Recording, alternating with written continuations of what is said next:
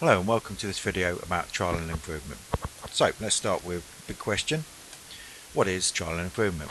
Well, basically you will have met solving equations before in various forms. It may be simple ones where you're just rearranging equations, or it may be more complex where you're trying to use the quadratic formula to find solutions to quadratic equations. Well, there will be times where you come across equations such as this one where you might not have a technique to solve that equation. In this instance, you try values for x that you think might be a solution to the equation, and you look at the result coming out of that expression by putting in the value of x, and you make improvements. As simple as that, really. Clearly you will need to know how to substitute into more complex expressions when you're doing trial and improvement, and you need to have an understanding of approximations. So here's a typical sort of question that just gets us started. So it's typical in the sense that it's just asking you to use a trial and improvement method for a given accuracy for a given equation. Now I've started with a very simple equation just to keep the focus on the process rather than solving the equation, because clearly with this one, if we're saying x squared equals 23, I could simply find a solution by using the square root, but we're just trying to demonstrate the process here in a simple example.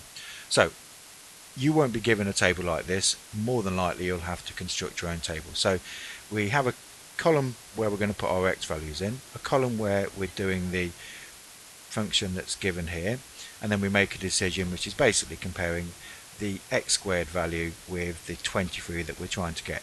It's absolutely vital you show you're working with these questions. So many people lose marks because they don't show a clear working process and making a sensible decision at the end using the correct process. So let's start by choosing a value. Sometimes they're given an exam question, sometimes they're not. So let's just start with a sensible position.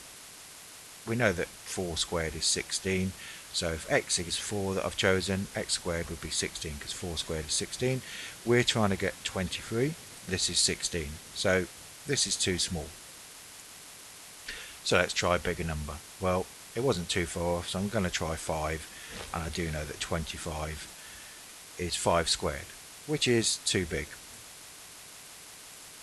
So we've now narrowed it down to between 4 and 5. So let's choose something in between, 4.5.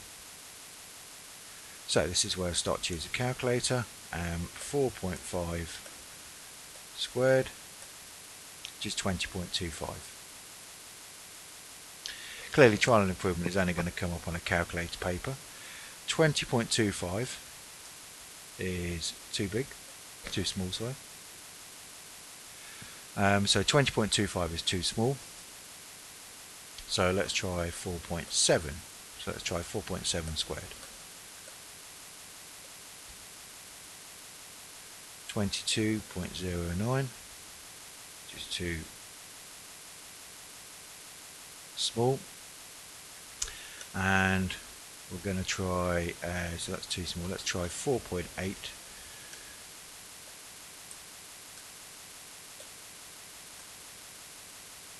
23.04. Now that's too big.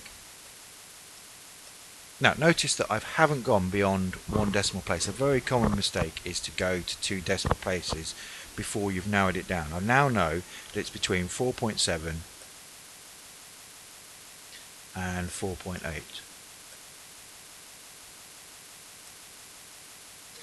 So this is too small, this is too big.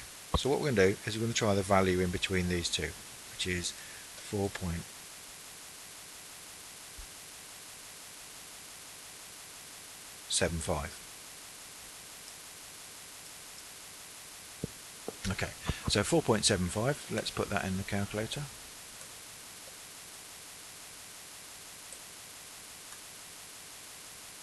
$22.5625,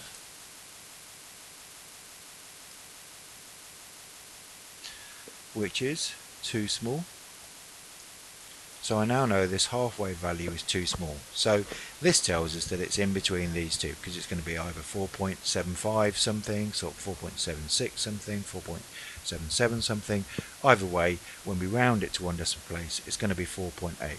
So x equals 4.8 to 1 decimal place, and that's it. So let's look at a more difficult example. So we're trying to find when is x cubed minus 4x squared minus 25 equal to 10.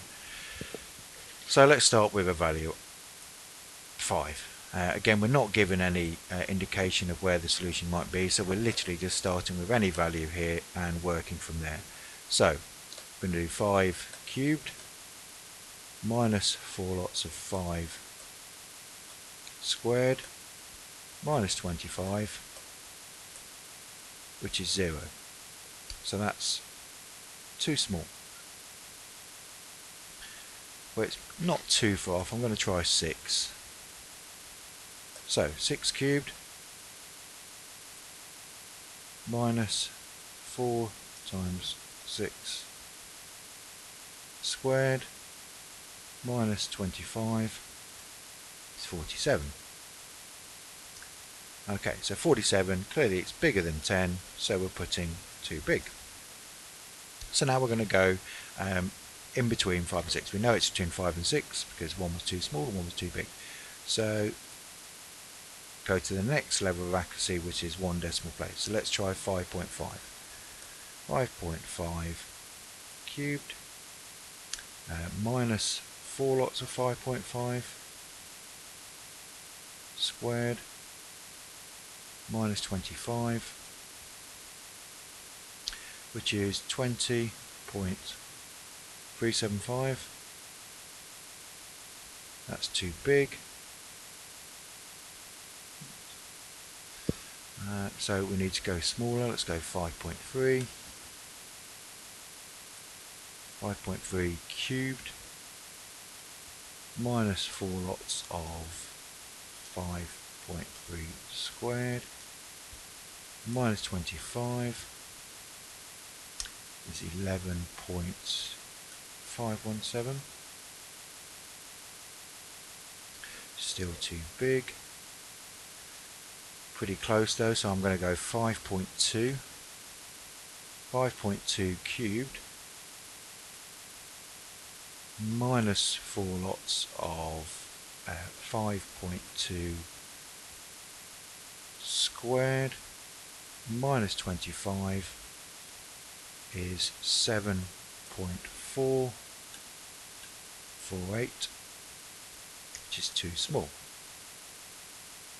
So let's use a decision diagram to help us think about what we're doing here. So we now know that 5.2 is too small, 5.3 is too big. As ever, we go right in the middle, 5.25. If for any reason you can't work out what's in the middle, you might get some more complicated numbers. Just add these two numbers up, 5.2 and 5.3, and divide the answer by 2. But I'm sure most of the time you'll be able to see it. But if your mind does go blank, just remember you could add these two numbers up and just divide by 2 to get that middle number. So we're going to try 5.25 and cube that. Subtract 4 lots of 5.25 squared and then subtract 25, which is 9.453,125. Okay, which is too small as it's less than 10. So that's too small, so we now know that we're going for 5.3 to 1 decimal place. Okay, exam question time. So this is a past paper question, very typical. Notice in this one we're actually given where to start, so we'll need to draw a table. So we need to have x, we're going to have x cubed plus 2x, and we're going to make a decision, which is all based on the 42. So we want it to 1 decimal place. Again, even tells us, reminds us that we need to show we're working. There are no shortcuts here. You have to write it all down to show that you're using the correct process. So we know that it's between 3 and 4. So let's go for just see what 3 is.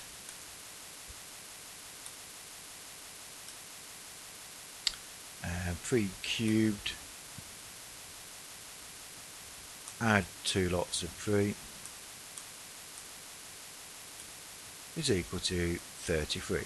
So that's too small.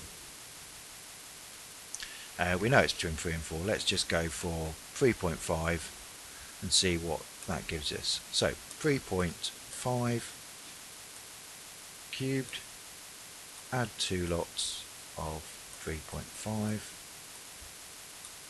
gives us 49.875, which is too big. So we're going to try something in between. Let's go for 3.3.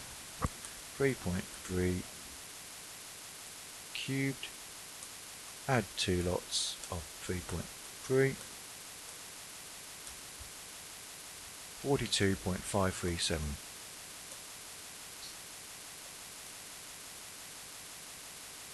And that's too big.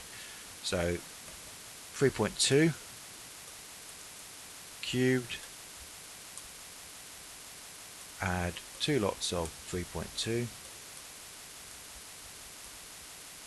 is 39.168, which is too small. So, decision diagram. We know 3.2 is too small. We know 3.3 is too big. So we're going to try in between.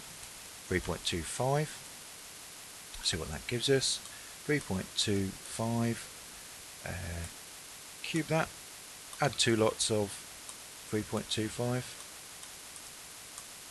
So we get 40.728. I'll just write that down. So 3.725, 40.728,